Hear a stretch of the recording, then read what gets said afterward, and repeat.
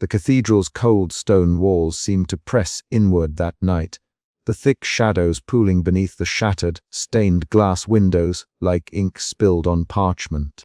The Choir's hymn rose again ethereal, haunting, a sound that swirled around us, both balm and curse. Elias stood apart from the group, his jaw clenched so tightly I thought the muscles might snap. His eyes, usually so guarded, were wild, flickering with a storm I had only glimpsed once before, an old rage buried deep beneath his pragmatic exterior. "This has to end," Elias muttered, voice low but fierce as he paced the nave. "We can't keep waiting for this phantom to claim us. It's not salvation, it's death." His words landed heavy, shattering the fragile calm we'd maintained. Mara's pale face tightened as she clutched her rosary, whispering prayers that trembled with desperation. Caleb, ever the skeptic, arched an eyebrow and exchanged a look with me that begged for reason amidst the chaos. "What do you propose?" I asked Elias, stepping closer, wary yet compelled. "Destroying the source won't be easy. We don't know what we're dealing with." He met my gaze, fiery and resolute. "We have to try. If we don't, we all lost to that song." The words were both a warning and a plea. The group gathered cautiously around the cracked altar, the heart of the cathedral's ruins where strange vibrations thrummed softly beneath our feet. It was here, beneath centuries-old stone and twisted pews, that the Choir's voice seemed rooted in unseen force that bent the air itself. Elias produced a set of crude tools, scraps fashioned from scavenged metal, and began working with grim determination. Sparks flew as hammer met stone, the sharp clang ringing out in the vast chamber. The others watched, breath held, caught between hope and dread. Suddenly, a low hum deepened into a roar, the temperature dropping sharply. Shadows twisted unnaturally along the walls, as if the cathedral itself recoiled from our assault. Elias's hand shook, sweat slicking his brow, but he pressed on, fueled by anger and fear. Then came the crack, a fisher spider webbing across the altar's surface, and a sudden burst of discordant sound that pierced the air like a scream. The Choir's hymn fractured, warping into something grotesque and raw. The group recoiled, some clutching ears, others stepping back in terror. Elias stumbled, dropping his tools, and slammed his fist against the stone in frustration. "Damn it!" he growled, breath-ragged, eyes wild with guilt and fury. "It's too strong. We can't fight it with brute force." I moved to steady him, feeling the tremors in his body as rage threatened to consume him. "We need another way," I said quietly, voice steady though my heart pounded. "Violence only feeds the darkness." Around us, the Choir's melody resumed, softer now, weaving through the rubble like a serpent's whisper. Mara wept softly, her faith shaken but unbroken, while Caleb's cold stare weighed heavily on us all. That night, as the survivors dispersed into the shadows of the cathedral, the weight of Elias's outburst lingered. The fragile unity we'd nurtured was stretched thin, like the fraying threads of a tapestry unraveling in the wind. I withdrew to a corner, lighting a flickering candle, and opened my journal. The Choir's hymn threaded through the silence, a haunting reminder of the power. We faced a power that was neither wholly divine nor entirely malevolent. I wrote of Elias's struggle, of the failed attempt to silence the Choir's call, and of the growing fear that our salvation might come at a price too terrible to pay. But beneath the despair, a flicker of resolve remained. We would endure. We had to. For the world outside was broken, but here, within these ruined walls, the echoes of faith and fear sang on, and I was determined to understand their song, no matter the cost. The night stretched long, the Choir's hymn fading into the cold dawn, leaving behind only questions and the heavy silence of what was yet to come. And still the Choir sang. The flickering torchlight barely penetrated the thick darkness as I stepped cautiously into the cathedral's hidden chamber. The air was dense, heavy with a cold that gnawed at my skin and whispered secrets I could not yet understand.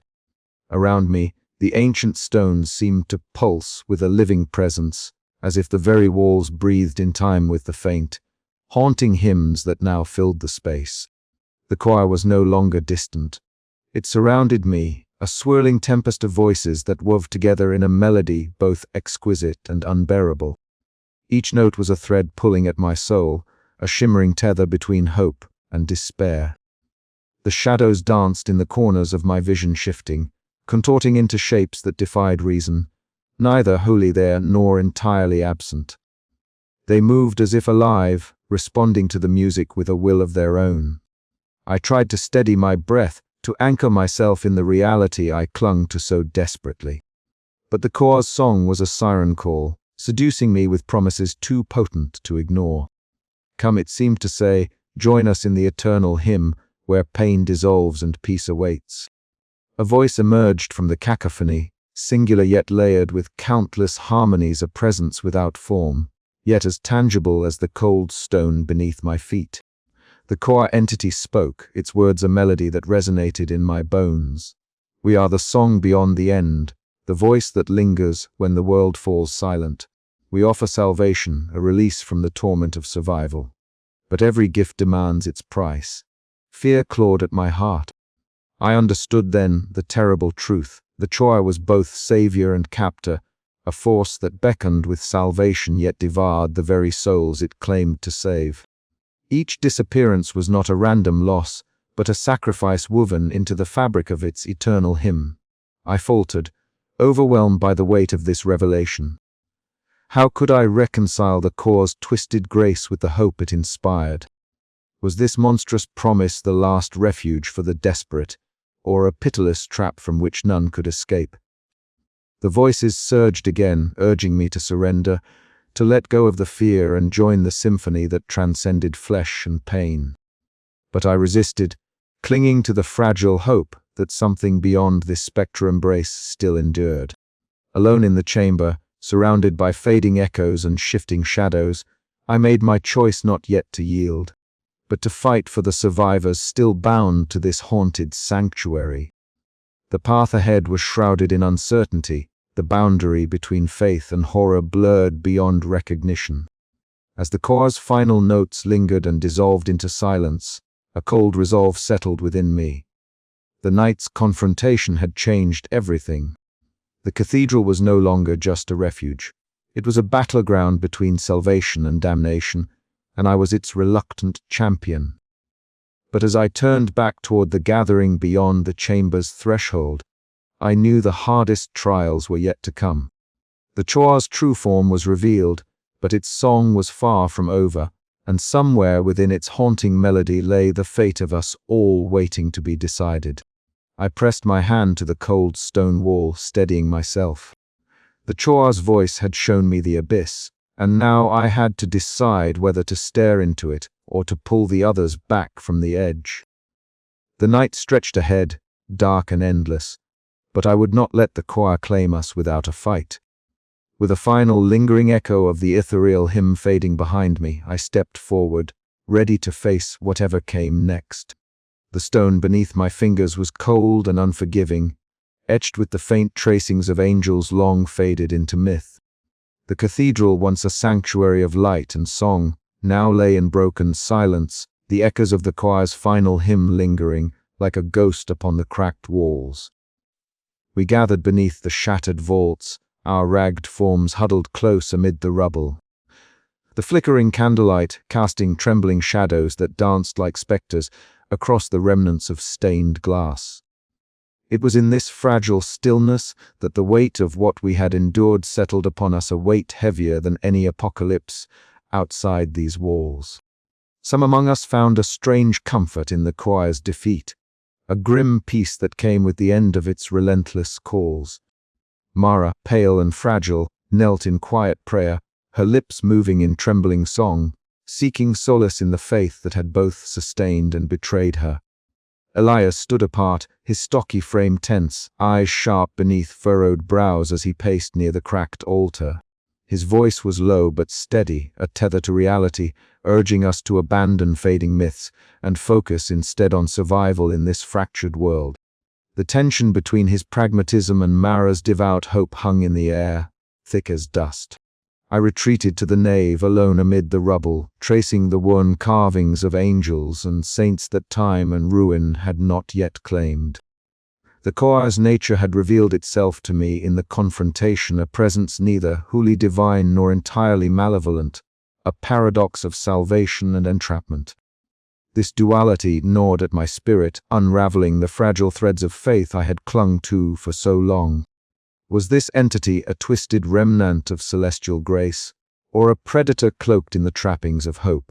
Sister Agen sat nearby, her silver hair pulled back tightly, eyes heavy with the burden of wisdom. She unfolded brittle pages of ancient texts, her voice barely above a whisper as she recounted the origins of the Koa, a fallen celestial order, cast down and fragmented, their hymn now a siren song for lost souls. Her words wove a tapestry of reverent sorrow and ominous revelation, binding us together in a shared understanding of the terrible beauty that had ensnared us. The survivors around me bore the scars of loss in their haunted eyes. Some had vanished into the Koa's eternal hymn, swallowed whole by promises they could not resist. Others lingered, caught between the desperate hope for salvation and the unbearable cost it demanded. I saw in their faces the fragile endurance of faith amid ruin, a testament to humanity's need for meaning even as the world crumbled. Night deepened, and the cathedral's silence grew oppressive, broken only by the soft rustle of whispered prayers and the distant, fading echoes of the Koa's song. I opened my journal, the pages rough beneath my fingers, and began to write words born of sorrow, fear, and a flickering hope that maybe, somehow, we could endure.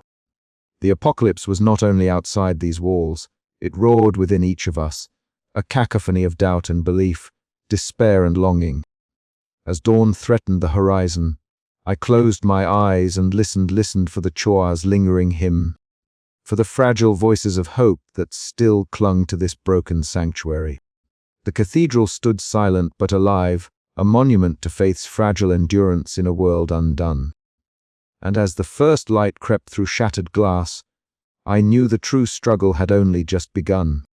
The question remained, echoing through the hollowed halls and my weary mind, how could faith endure when its source brought both salvation and destruction? This was the burden we bore, the choice laid bare beneath the ruins of a world and a belief system intertwined.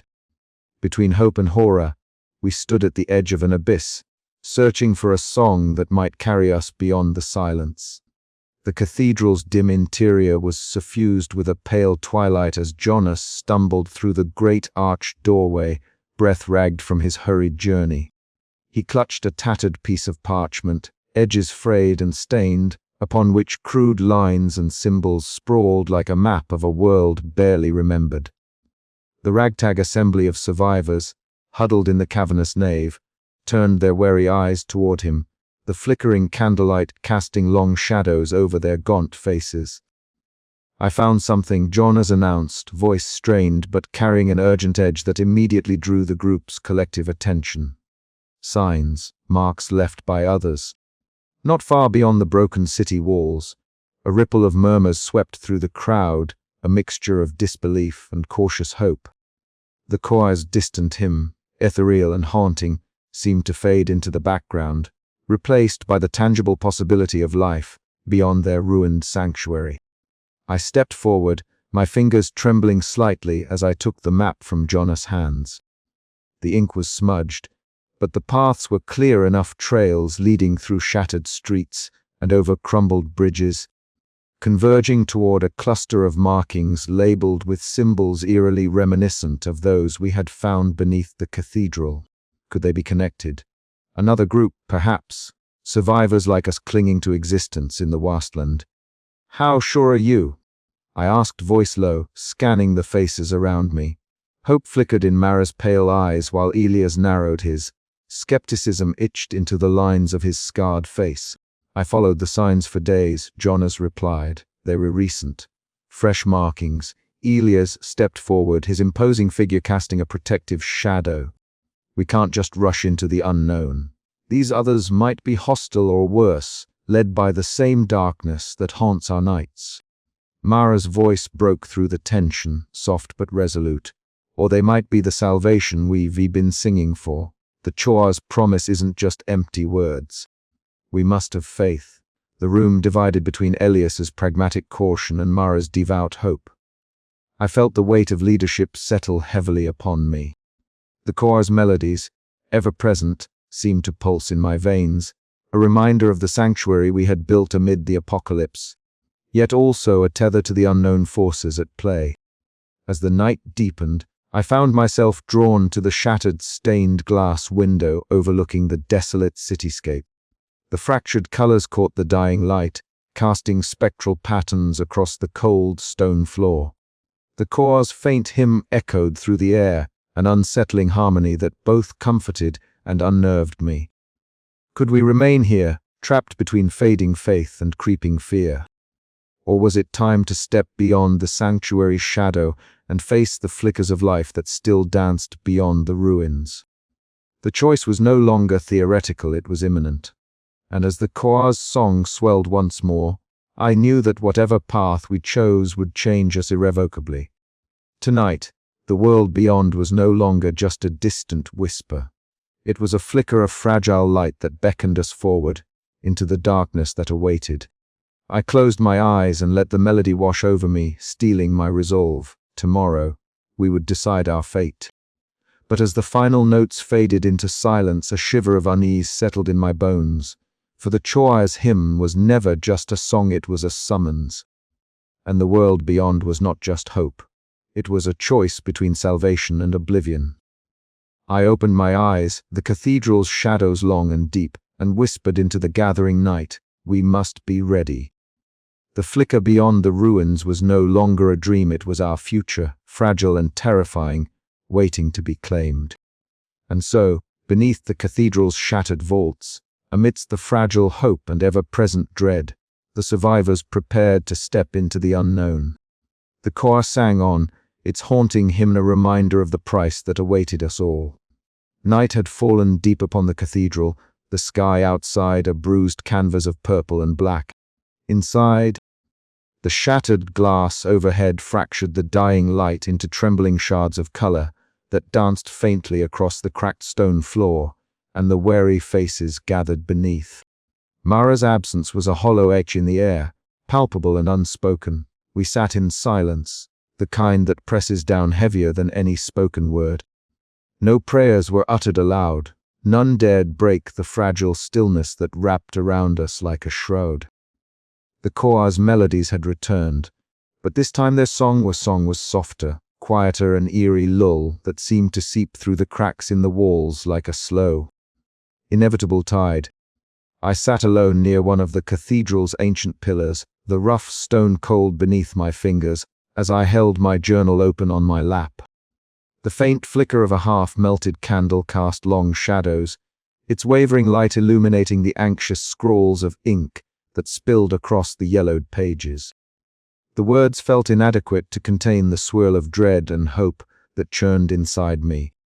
Each note of the faint choir felt like a thread pulled, taut, threatening to unravel the fragile fabric of our sanity. From across the nave, Elias stood near the broken entrance, his silhouette rigid and watchful. His eyes darted nervously toward the darkness beyond the door, muscles coiled like a spring beneath his worn jacket. His grip tightened around the rifle at his side, every time the choir's faint hymn rose and fell, as though the sound itself carried a threat only he could sense. I envied his certainty, even as I doubted my own resolve. Sister Agnes moved softly among us, her footsteps light as she offered whispered prayers and gentle touches to those who sat with bowed heads. Her voice was a murmur, barely more than a breath against the growing silence, but it carried a fragile comfort. Her face, lined with years and worry, held a flicker of hope that seemed at odds with the heavy despair settling into the corners of the ruined cathedral. Caleb sat near the altar, his restlessness barely contained. His sharp eyes flicked from shadow to shadow, from face to face, questioning everything with a simmering intensity that matched the unease in the air. His skepticism cut through the silence like a blade, a constant reminder of the fragile balance we all tried to maintain between faith and doubt. The choir's hymn wound through the vast space, a ghostly thread weaving through the silence. It was quieter now, but the melody was no less haunting, no less insistent. It beckoned us, whispered promises of salvation and peace, even as it exacted its terrible price. The thought of Mara, her voice once so clear and pure, now swallowed by the same song, sent a cold shudder through me. I found myself writing again. The choir calls softly, a whisper in the void. Each note carries a weight I cannot bear to name. We wait, holding our breath, caught between the salvation it offers and the darkness it conceals. Outside, a distant wind stirred the broken remnants of the cathedral's stained glass, sending a cascade of colored light flickering like ghosts across the cracked walls. Inside, we were shadows, two ghosts clinging to hope in a world that had long since forgotten mercy. As the vigil stretched on, the silence grew heavier, the spaces between the choir's notes widening until the song became a fragile thread, barely holding us together. I could see it in the eyes of those around me, the flicker of fear, the desperate clinging to belief, the silent prayers sent up to a God that might no longer hear. And yet, despite it all, despite the disappearances and the growing dread, none of us could turn away. The choir sang and we listened. We waited and we hoped. The night deepened. The candle guttered low. And the hymn whispered on, calling us ever closer to the edge of something we dared not name. I closed my journal with a trembling hand, the words unfinished, the questions unanswered. Outside, the wind moaned through the cathedral's broken arches, carrying the choir's song into the darkness beyond. And I knew, with a certainty that chilled me to the bone, that the night was far from over. The candle sputtered, casting a final flicker of light before succumbing to the cold breath of the cathedral. Silence fell once more, thick and suffocating. Yet, beneath the stillness, the faintest echo of the choir's hymn lingered quiet, persistent, inexorable. And somewhere deep inside, I felt its call beckoning me onward, deeper into the shadows of faith and fear. The last silent prayer before the storm. The heavy air within the cathedral shifted once more as twilight booed through the fractured stained glass, throwing shards of muted color across the cold stone floors. I stood near the nave's edge, the collective breaths of the gathered survivors mingling with the faint rustle of worn fabric and the distant drip of water pooling in the cathedral's broken crypts. Each night the choir's hymn returned, a spectral chorus echoing from nowhere yet everywhere, threading its way through our bones and thoughts like a living spirit. But tonight the atmosphere was different, charged, almost electric, with a tension that prickled my skin with cold dread. Shadows, cast by the flickering candles that clung desperately to the brittle air, lengthened and writhed across the cracked walls. They moved not with the flame, but seemed to dance in rhythms dictated by the choir's eerie melody. The voices rose, layered and discordant, weaving a sonic tapestry that was at once beautiful and grotesque. This was more than mere music. It was a living thing, hungry for more than just ears. I slipped away from the gathered group, my footsteps muffled by the threadbare rugs that lined the nave. There was a pull toward the choir loft, that place I had long avoided except for brief, necessary inspections. Tonight, something compelled me upward, as if the source of the choir's power awaited my scrutiny. The narrow staircase groaned beneath my weight, each creak a whispered warning. When I reached the loft I paused, heart hammering, as the warbled voices filled the space around me. The air here was thick, almost viscous, and the shadows seemed to press close, pooling in corners and stretching tendrils toward me. I closed my eyes, seeking focus. The choir's hymn swirled, voices bending and twisting with unnatural elasticity. I felt the ground tilt, a wave of vertigo washing over me as the melody wrapped itself around my mind. The notes were no longer just sound. They were tendrils probing into the depths of my soul, tugging at memories long buried and fears best left forgotten. A sudden distortion sliced through the harmony, a high, keening scream buried beneath the layers of sound. My breath caught. The shadows flickered violently, and for a moment I glimpsed shapes within them, faces contorted with silent agony, mouths moving in mute pleadings. I staggered back, clutching the rough stone railing, my heart pounding a frantic tattoo. The cathedral seemed to pulse the choir's voices a living heartbeat, drawing me closer and closer to a precipice I could neither see nor resist. Behind me, a harsh voice cut through the haze. "You were losing yourself," Elias said, his tone edged with both concern and frustration. He stepped into the loft, his scarred face set in a grim line. "This isn't just some song, it's a trap." I swallowed hard, struggling to find words that could bridge the widening gulf between fear and hope. Mara's soft prayers drifted upward from below, fragile threads of faith woven into the thickening darkness. Caleb's skeptical glare burned into me, a reminder that not all believed salvation lay within these walls. "Is it divine grace or a snare?" Elias asked, stepping closer. "Do you hear the choir, or are you hearing your own madness?" I looked into his eyes, searching for certainty where there was none. "I don't know," I admitted. "But the shadows, they were not just tricks of light. They move with the music, shifting like living things. The choir's power isn't just sound, it's something that reaches into us, changing what we see, what we feel." Sister Agnes appeared at the loft's entrance, her aged face etched with worry. "There's a prophecy," she murmured, voice trembling as the shadows flickered behind her like restless spirits. "The choir's hymn resonates with the very soul of the world, bending the resonance of life and death. It calls to those who listen, promising salvation. But at a cost beyond reckoning."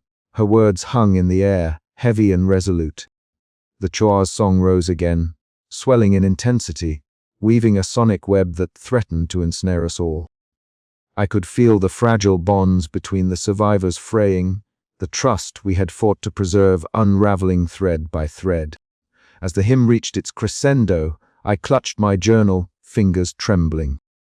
The shadows danced, the voices beckoned, and I knew that tonight, the line between salvation and damnation would be tested as never before. The choir's embrace was tightening, and none of us could say what awaited beyond its haunting melody. But I would try to understand. I had to. Because to surrender was to disappear into the endless night, and I was not yet ready to vanish.